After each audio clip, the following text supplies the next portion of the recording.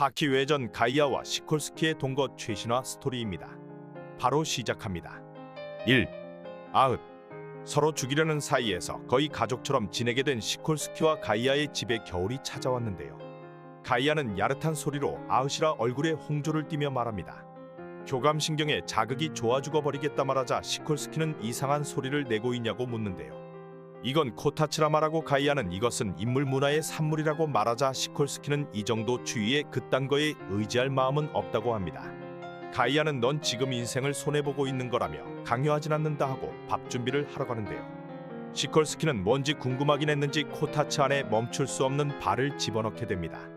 발만 살짝 넣었을 뿐인데 발에 혈액이 요동을 친다며 이건 너무 포근해서 발을 뺄 수 없는 상황에 이르렀다고 하는데요. 어떻게 된 것인지 몸이 저절로 빨려 들어가며 이건 마치 끝없는 늪과 같다 말합니다. 늪에 빠졌을 때 응급 상황을 생각하며 이때는 아무것도 하지 않고 가만히 있어야 한다고 하는데요. 가만히 있던 시콜스키는 엄마 품을 생각하더니 잠에서 깨어나는 모습을 보입니다. 벽에서만 숙면을 취하는 자신이 이렇게 잠이 든 것에 큰 충격에 빠지는데요.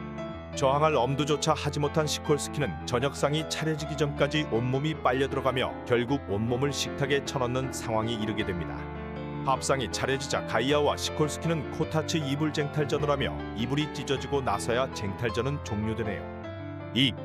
리벤지. 가이아네 집주인 할머니는 이웃 할머니와 대화를 나누고 있는데요.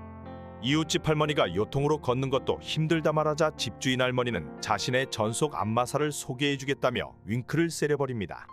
벙쪄버린 요통 할머니는 전속 안마사 시콜스키를 소개받는데요.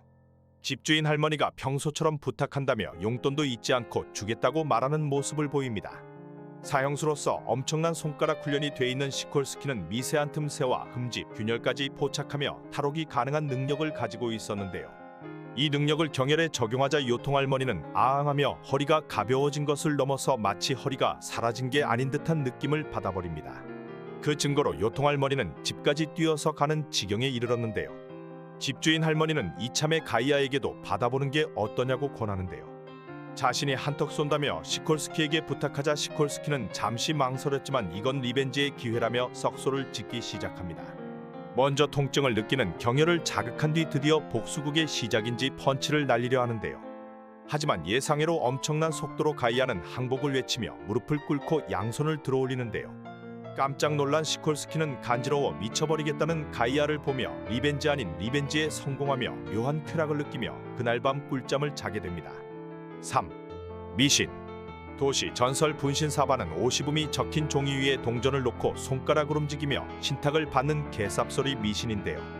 이런 개쌉소리 미신을 시콜스키와 가이아 그리고 가렌까지 합세하여 하는 모습을 보입니다.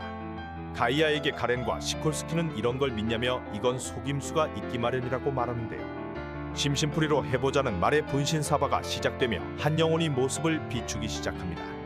여기 오신 거면 얘로 가달라고 하자 손가락이 움직이나 가렌과 시콜스키는 가이아를 의심합니다. 여러 질문을 하던 중 이 중 제일 강한 사람이라는 질문에 동전이 갑자기 움직이지 않는 모습을 보이는데요. 가렌과 시콜스키가 신탁을 거절하며 서로 자신이 제일 강하다는 쪽으로 동전을 움직이려 합니다. 분신사바의 신탁 영혼은 땀을 흘리며 당황해하는데요. 분신사바는 중도 포기를 하면 천벌을 받으며 자아가 붕괴된다고 하나 시콜스키와 가렌의 엄청난 기백과 압도적인 힘을 본 분신 영혼은 공포를 느끼며 귀신이 중도 포기를 하는 초유의 사태가 벌어지고 말았습니다. 찌그러진 동전을 보며 가이아는 귀신이 없던 거냐 아쉬워하고 분신사바 놀이는 끝이 나네요. 4. 냥냥. 가이아는 시콜스키를 보며 이 자식 꽤나 남자다워졌다고 말하는데요. 시콜스키 얼굴에 세 줄 상처가 나 있으며 가이아는 넌 칸탄의 영역을 침범했으니 그리 되었다고 말합니다. 그 녀석은 이 마을에 얼마 전 정착하였으며 요란하게 영역 다툼을 벌이는 유명한 야옹이라 하는데요. 살벌한 왁구로 사람들이 다가오면 양양 펀치를 날리며 위험을 나타내는 이름으로 칸탄이라고 불리우고 있다고 합니다. 시콜스키도 쓰다듬어주려다 얼굴에 스크래치가 생겼으며 두 사람은 칸탄을 찾아보러 나서는데요. 하지만 어찌된 것인지 칸탄은 한 공터에 쓰러져 있으며 걱정이 된 시콜스키는 칸탄에게 다가가려 합니다. 하지만 가이아는 그건 칸탄에 대한 예의가 아니라며 잠깐 기다리라고 말하는데요. 칸탄의 오줌이 섞인 모래를 온몸에 뿌리며 가이아가 칸탄에 대한 예의를 보이자 순간 시콜스키는 트라우마가 발동할 뻔하였는데요. 영역을 이용한 예의를 보여준 가이아에게 칸탄이 다가오며 가이아는 누군가에게 전화를 겁니다. 닥터쿠레에게 전화를 하자 닥터쿠레는 당신이 전화를 하다니라 말하며 얼른 칸탄을 데려오라고 말하는데요. 치료를 받은 칸탄은 가이아 집에 머물렀으며 상처가 치료되자 생선을 집 앞에 놓고 사라진 모습을 보입니다. 나름의 보온을 보여준 칸탄은 또 길거리에서 쌈박질을 하며 행복하게 살았다고 하네요. 5. 청소부. 공원에서 한대머리 남자가 도시락을 먹으며 잡지를 보고 있는데요. 식사를 마쳤는지 당당하게 쓰레기를 놓고 가는 모습을 보여줍니다. 동네 봉사꾼인지 청소를 하고 있던 가이아는 쓰레기를 버리고 가달라고 웃으며 부탁하는데요.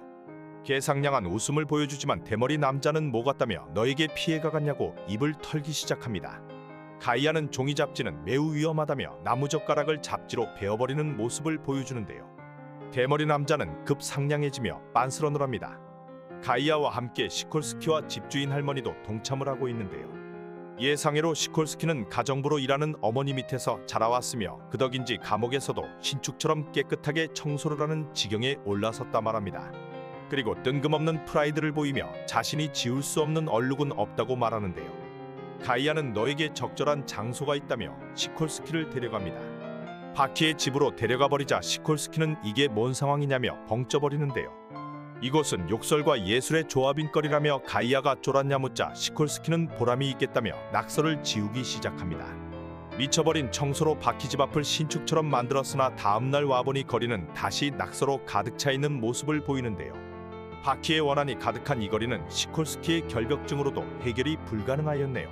가이아와 시콜스키의 일상 최신화는 여기서 마무리됩니다. 감사합니다.